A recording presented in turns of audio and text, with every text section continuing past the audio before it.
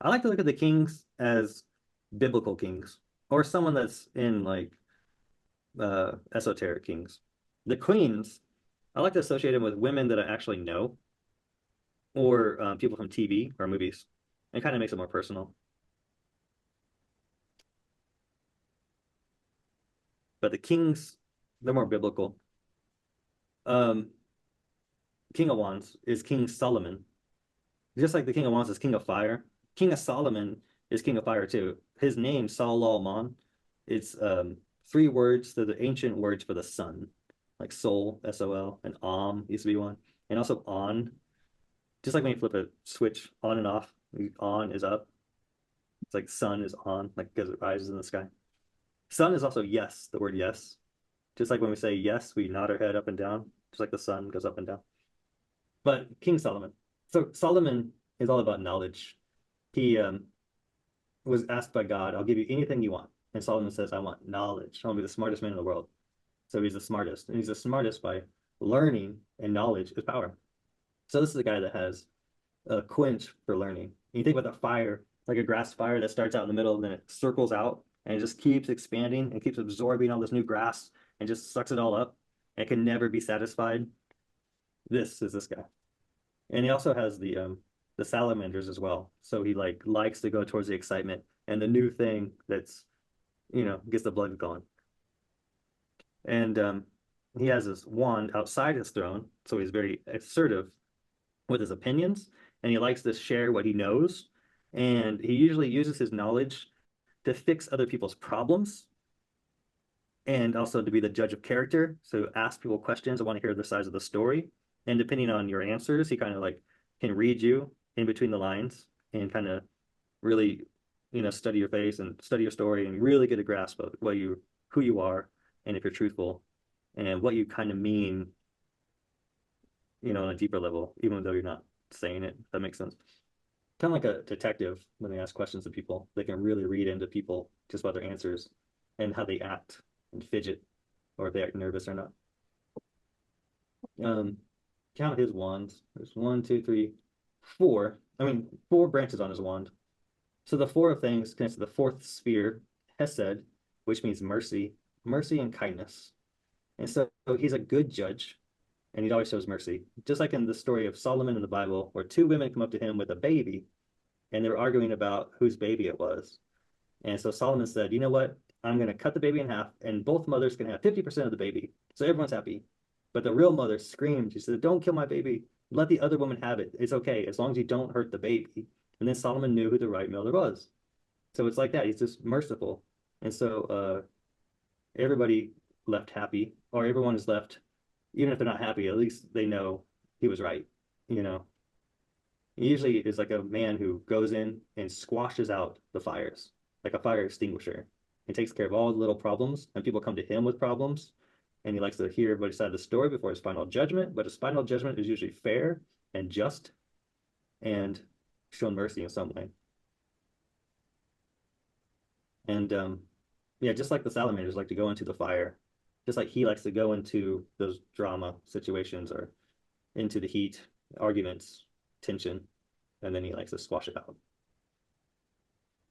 Another thing too is that King Solomon was known as the best magician, and he does like planetary magic, and he can control the genies and the demons, evil spirits, and he could talk to animals. So it was really big into magic and big magician. Yes, around his neck he has the lion's chain. So he's like Lionheart. And it's just a very good leader. And he fights for justice. And he likes to, doesn't like the bullies and stands up against them. Um, this guy, King of Cups. So King of Cups is King of Heart. And in the Bible, King David, which is King Solomon's father, was known as a man of God's own heart. And King David was perfect, except for one huge flaw. But the only person that's more perfect than David was Jesus. So he just realized how perfect David was in the eyes of God. So he only had one big flaw. And so his I don't know if you know the story, but he lusted over a married woman's or married, yeah, married woman who already had a husband. And he took her in, had sex with her, got her pregnant, and then he killed off the husband. So he kind of forced himself into the love. So he learned the hard way that that's not how you're supposed to find love. But he is a man who has such big desire. He goes after what he wants, and he just realizes that some things are not meant to be, and so you should let it, go with the flow. And so if some things are meant to be, great, but if some things are not, move on. There's plenty more fish in the sea. So that was his big ego that he had to confront. And he finally was forgiven after many years and many psalms where all he apologized to God many, many times. And so he confronted his ego, right? So the ego is represented by the whale in the background, swimming in the ocean. The whale is synonymous with Leviathan in the Bible. Leviathan is like this huge demon monster beast that controls the world, but like an ego blanket, and it gets inside the hearts of men. And we have to can't kill it completely. We just have to recognize it's there, and then we have to feed it at least 10%, and that'll satisfy its hunger, and it'll go back into the sea and swim and leave us alone. But if we don't feed it at least 10%, then it'll end up eating us whole. Just like the movie, what was it, Job? Not Noah, Jonah in the well, where the whole well sucked him in. But this is the well, the different story where he confronted the ego and cut off his tail, and he made a throne out of the tail. And so now he controls the ego, but just the tail, which is just 10%. And he throws the rest of the fish back in the sea. So he's learned to control his urges of wanting something so bad.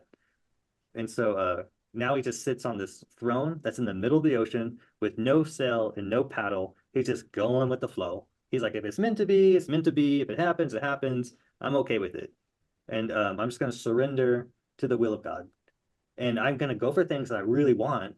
But again, if it's meant to be, it's meant to be. If it's not, it's not. I'm cool with that. So he's not lazy.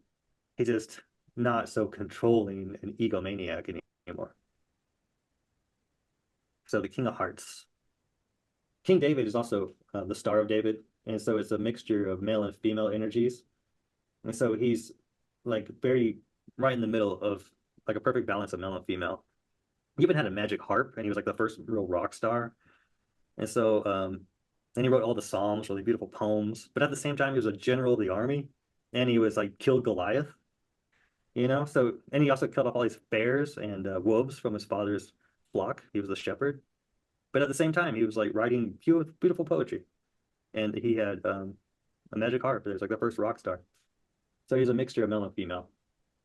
And if you have that balance within you, then you don't go after something that doesn't belong to you, like a married man's wife. You just be more in tune with feminine energy instead of all that male ego drive. And around his neck, he has a fish. And so the fish is like Pisces. And that's just empathetic, worried about other people's feelings before your own, just very considerate of others, and goes with the flow, not controlling. Um, he likes to be a leader, but a leader with compassion. And you can find sometimes it's more easy to be a follower, just so you don't like ruffle feathers or rock the boat, that kind of thing. King of Swords is the king of the air, right? So think about all three air signs, which is Aquarius, Libra, and Gemini. And so he's three air signs. So he's Hermes Trismegistus. So Hermes is like Mercury and like a Gemini. And then Trismegistus means thrice great. And so this is the smartest of Hermes, who's like the father of Hermetics. And so he writes down all these books, he writes down all his wisdom and knowledge and shares it with the world. And he organizes all his thoughts and he plans ahead and he thinks very logical. And then he takes a lot of action. He's a doer. So this card is a lot about planning ahead, writing stuff down, maybe even do a lists of things like pros and cons, or maybe a grocery list, something where you're never rushed last minute. And you always figure out things before it's last minute as well, like big decisions, or even just like me doing this class, I'd have to write down my plan of like notes. Again, he has the butterflies, in which there's three. So three is like Bina, who bursts new ideas, and for the betterment of those ideas, how to really make them successful. And then he has the one butterfly in between the two moon phases, showing that he plans like 2 weeks ahead, at least 2 weeks ahead. He's planning ahead for future plans. He also shows a guy who's alone. This is when the best ideas come to him, when he sits in solitude. But he like focuses really big on the details, and he pays attention to everything, and he takes note. And he has his sword up to the left side of the card, which is like Bina. So Bina is represented by three, just like he has three butterflies. So he's really like focusing on understanding these new ideas he's getting from up above. And then on the right, he has two birds, where Hokmah would be. And so Hokmah is wisdom. So he has like wisdom, understanding, and his crown even has a cherub guardian angel on it. So now he's like connected to all the three godly spheres of the Kabbalah tree of life. That's why he's thrice great. And all three air signs, because they're all up in the air, just like the three top pillars or three top spheres in the Kabbalah tree of life. And then he doesn't even have a necklace or anything. He just mostly has that cherub over his third eye. So he's all about the spirit. But he does stuff with all the ideas. And then the last one is King of Pentacles. This king is like King Bacchus or Dionysus, which are the same thing. This is like king of the world, is Bacchus, and also the king of drunkenness and the wine. And so when you look at his around his neck, it looks like a bull side of the face, like bull's eye, just like he has Taurus bulls, very earth sign. With a bull's eye, I believe, if I'm wrong, then I'm sorry, but that the um, the constellation of Taurus, the bull's eye is the star of Aldebaran. But I think during the age of Taurus, that bull's eye was the planet Saturn. So Saturn is like God, and then Saturn's south pole is an oval storm that looks like an eye, like the all-seeing eye of God. And I think at one time it was the bull's eye. That's why when Saturn is God or Baal, they made big bull gods out of Saturn. It was Baal. Baal the bull, or by Bull, the book of Baal, by Baal, you know? And so bull's eye, God's eye, Saturn's eye. And I has a numerical value of 70, like the Hebrew letter I or Ayin. And grape, wine is Yayin, has a numerical value of 70. And then also the word sod for secret has a numerical value of 70. So when the wine goes in, the secrets come out and you're able to see the secrets.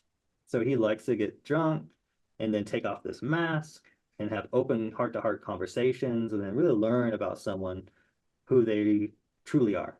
And so I guess they no more secrets. He also has poppy flowers on his crown. So it's like heroin, where it's just like so relaxed and no inhibitions. And then down here, he has magic mushrooms. So the magic mushrooms also, they help you shed layers of ego, and you'd really just become all love and all heart and truly your authentic self. So he wanted to see people for who they really are, to see who he can trust, and then also let them like share their secrets and have a really good down to earth talk. He kind of feels like instead of him touching the God through people, through experiences, through relationships, through the earth, and maybe like smoking weed and doing wine and eating good food. Like this is what life's all about. But we don't need God when we see God in everything. Look at all the things God gave us. You go out and have a really good view and you see like the lakes and the waterfalls and the mountains and a beautiful sunset. Like that's what it's all about. You don't need a book to find God. Like, all you gotta do is look out in nature. And so he's really big into holistic healing.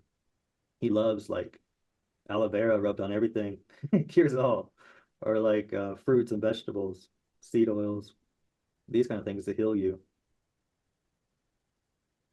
So holistic medicine is like a big thing for him. And then also like big food, wine, of course. He loves to do deals with people after he gets to really know them. And he likes to have big parties and allow people to wear a mask in a masquerade. And then they take drugs and drink, and then they really just be themselves. And with the mask on, they feel comfortable just letting it all out. And he also has that's what's it called? That stick, that stab is a scepter. He has a scepter, so the royalty has a scepter, and it's just like control.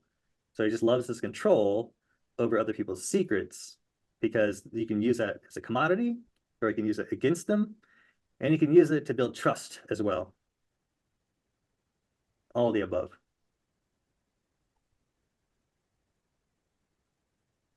But yeah, he's real down to earth, real likes loyalty, and he uh, just enjoys getting to know the real you and sharing secrets like that, and letting nothing to hide. You know, what you see is what you get, and no fakeness. Yeah, so when you get readings and you see the kings or queens, just apply those traits to whatever else the other cards are saying. It's either sometimes like someone reflects those traits, or someone should be like those traits.